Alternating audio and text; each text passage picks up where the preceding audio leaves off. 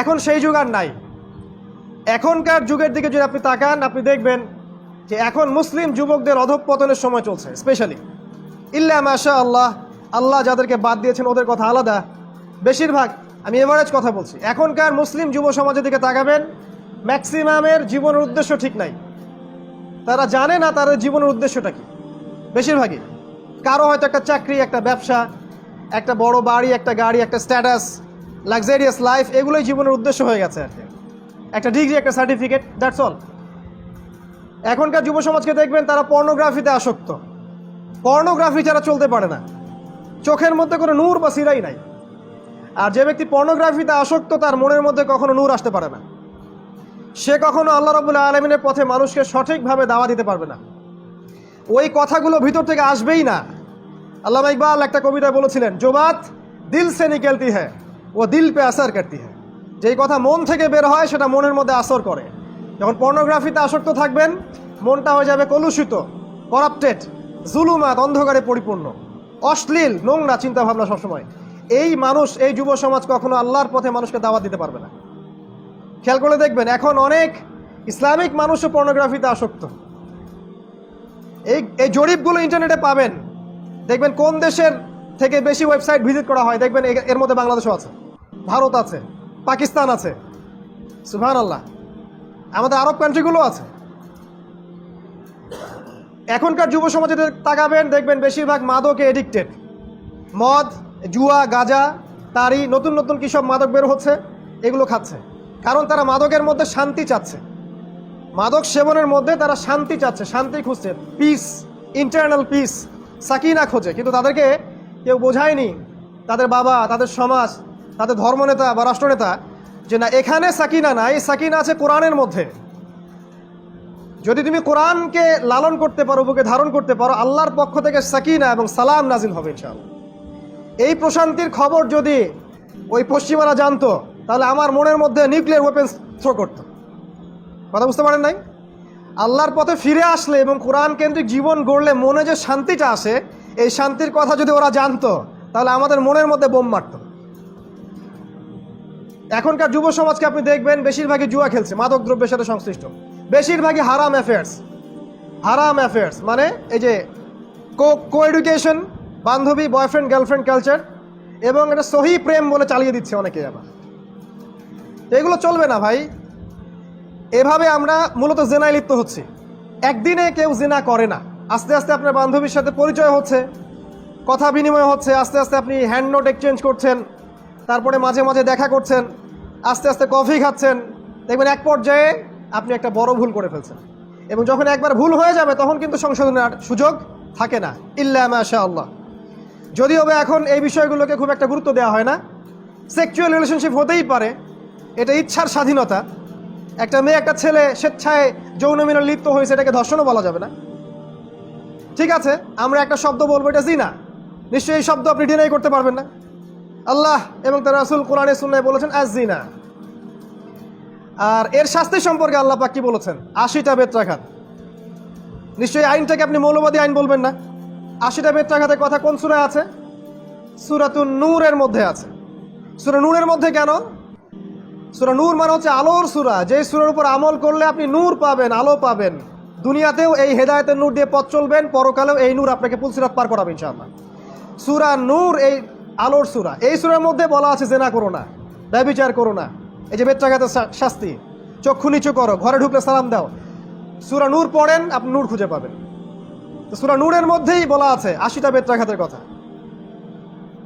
এই জেনারেশনকে দিকে আপনি তাকাবেন, হারাম অ্যাফেয়ার্সে ভর্তি, এবং তারা অনেক সময় পাওয়ার বা ক্ষমতা অ্যাচিভ করতে চায়। এই জন্য এমন সব জায়গায় তারা ইনভলভ হয় যেগুলো ওদেরকে আল্লাহ থেকে দূরে সরিয়ে দেয়। তারা পলিটিক্যাল পাওয়ারের পিছনে ছোটে, সামাজিক পাওয়ারের পিছনে ছোটে, স্ট্যাটাসের পিছনে ছোটে। এক পর্যায়ে অন্য একটা মুসলিম ভাইকে মারামারি কাটাকাটি করতে ওদের হৃদয় কাঁপে না।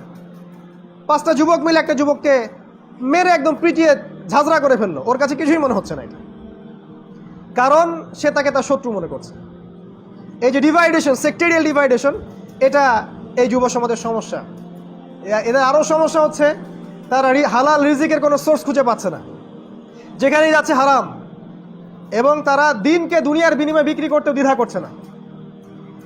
এখনকার যুব সমাজের অন্যতম সমস্যা হচ্ছে তারা আল্লাহ রাব্বুল আলামিনের যে কোরআন এবং সুন্নাহ এর যে কনস্ট্রাকটিভ সিলেবাস, এই সিলেবাস সম্পর্কে সচেতন না। তারা পড়াশোনা করছে ঠিকই, কিন্তু বিক্ষিপ্ত পড়াশোনা, কনস্ট্রাকটিভ কোনো সিলেবাস নাই যে কোন কোন সাবজেক্ট পড়াশোনা করলে আমি আল্লাহ এবং তার রাসূলকে পাবো এবং আগামী বিশ্বকে নেতৃত্ব দিতে পারবো। এটা পাবেন না আপনি। এখনকার যুব সমাজের সমস্যা, এমন সব এডুকেশন সিস্টেমে তারা পড়াশোনা করছে যেগুলো ওদেরকে আলটিমেটলি আল্লাহ থেকে সরিয়ে দিচ্ছে। এবং ভোগবাদী দর্শন, ভোগবাদী এক খাওয়া পড়া বাঁচা, বাড়ি গাড়ি স্ট্যাটাস, এর পিছনে তাকে ফোকাস করিয়েছে। এখনকার যুব সমাজ আল্লাহর জন্য জীবন দিতে প্রস্তুত না। তারা ইসমাইলের মতো নয় যে বলতে পারে ইয়া আবাতি ইফআল মা তু'মার সাতাজিদুনি ইনশাআল্লাহু মিনাস সাবিরিন। এখনকার যুবক এরকম নয়, ইল্লা মাশাআল্লাহ। এখনকার কিছু যুবক যারা এই যে পশ্চিমা সভ্যতাকে ফলো করছে, এদের গেট আপ, খাওয়া দাওয়া, চলাফেরা, কথাবার্তার স্টাইলগুলো দেখবেন ওদের কাট পেস্ট। ওরা যেমন করে কথা বলে ঠিক এভাবেই কথা বলে, ওরা যেমন ড্রেস আপ করে ঠিক সেরকম ড্রেস আপ করে। ওরা ওদের সংস্কৃতি ফলো করছে। ইসলামিক সংস্কৃতি এদের কাছে ব্যাকডেটেড। পাগড়ি জুব্বা ঢিলাঢালা পোশাক দেখলে এদের রুচিতে আসে না, নাক ছিটকায়। তারা রাসূলুল্লাহ সাল্লাল্লাহু আলাইহি ওয়াসাল্লামের সুন্নাহ সম্পর্কে সচেতন নয়। এবং এখনকার যুব সমাজ ম্যাক্সিমাম রাসূল সাল্লাল্লাহু আলাইহি ওয়াসাল্লামের সিরাত জীবনী পড়ে দেখে না, পড়েও দেখে না, ভুলে ছুঁয়েও দেখে না। এদের আইডল হচ্ছে এখন পশ্চিমারা। এই যে আমাদের মেসি, আমাদের রোনালদো, আমাদের ব্রাজিল, আর্জেন্টিনান কালচার, পশ্চিমা কালচার, ইন্ডিয়ান কালচার, সব এদের আদর্শ, রোল মডেল। রাসূল সাল্লাল্লাহু আলাইহি ওয়াসাল্লাম ওদের সুপার হিরো না। অথচ এই ব্যক্তি রাসূলুল্লাহ সাল্লাল্লাহু আলাইহি ওয়াসাল্লাম, আমাদের প্রিয় নবী সাল্লাল্লাহু আলাইহি ওয়াসাল্লাম, তিনি যুবকদের জন্য কতই না নমনীয় ছিলেন এবং যুবকদেরকে নিয়ে কতই না কাজ করেছেন দিনের জন্য। এবং যুবকরা তাকে এত ভালোবাসতো যে তার গায়ের একটা লোমের বিনিময়ে হলেও তাদের জীবন উৎসর্গ করে দিয়েছে। খুবাইব রাদিয়াল্লাহু আনহু, যাকে শুলে চড়ানো হচ্ছে আর বলা হচ্ছে যে তুমি কি পছন্দ করো যে তোমার জায়গায় মুহাম্মদকে সাল্লাল্লাহু আলাইহি ওয়াসাল্লাম শুল দেয়া হোক, তোমাকে ছেড়ে দেয়া হোক? সে বলছে আমার জায়গায় মুহাম্মদ সাল্লাল্লাহু আলাইহি ওয়াসাল্লামকে কেন, তার একটা লোম, একটা চুল ক্ষতিগ্রস্ত হোক সেটাও আমি চাই না। এবং তিনি বলছেন শুল দণ্ড দেওয়ার আগে, লাস্তু উবালি হিনা আক্তালু মুসলিমান, আমি কোনো পরোয়াই করি না যখন আমাকে মুসলিম হিসেবে মৃত্যুবরণ করতে হচ্ছে, মৃত্যু দেওয়া হচ্ছে। আলাই জামিন কানা লিল্লাহি মাসরাই, যে পাশেই আমাকে পাশ ফেরানো হোক এটা আল্লাহর জন্য। ওয়াযালিকাল ইলাহ ইন ইয়াশা, তিনি এমন একজন ইলাহ যিনি চাইলে ইউবারিকা আলা ফি কুল্লি শিলইন মুমাজ্জা, যিনি আমার প্রত্যেকটা গোস্ত এবং হাড্ডির মধ্যে বারাকা দিতে পারেন, তিনি এমন একজন আল্লাহ। তাকে মেরে ফেলা হলো। সিরাত পড়েন, এগুলো জানতে পারবেন। এখনকার যুব সমাজ রাসূলের সিরাত পড়তে চায় না। তারা প্রচুর পড়াশোনা করে দুনিয়ার জন্য, BCS, honours, masters, MBA, BBA, কী সব ডিগ্রি নাই অ্যাচিভ করে না, বাট ইসলামিক কনস্ট্রাকটিভ কোনো সিলেবাসে পড়াশোনা করে না। তারা মিনিমাম জ্ঞান, ফরজ, ওয়াজিব, সুন্নাহ, মুস্তাহাব এগুলো সম্পর্কে সচেতন নয়, ইল্লা মাশাআল্লাহ।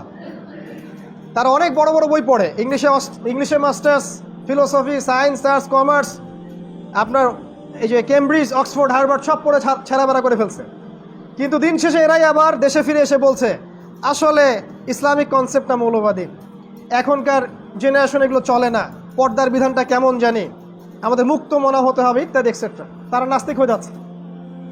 সো আলটিমেটলি যুবকদের এগুলো সমস্যা। এছাড়া আরও অনেক প্রবলেমস আছে, এগুলো একদিনে বলে শেষ করা সম্ভব নয়।